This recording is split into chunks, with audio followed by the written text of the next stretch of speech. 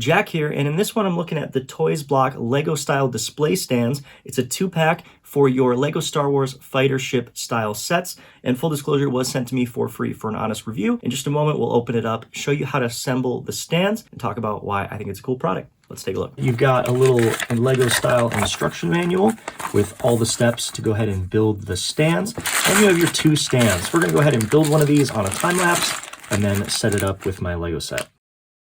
So here's a quick look at the stand after completion. The connector point is actually one of these blocks, and it just kind of sits on the top and freely rotates, so it's kind of up to you how you set that. You can also adjust the angle here by moving these pieces forward and back, which will adjust the angle of this front stand there. The base seems pretty solid, which is nice, and it can work with many different sets. There's multiple sets listed. This one is 75347, and I'm gonna give that one a try for the stand.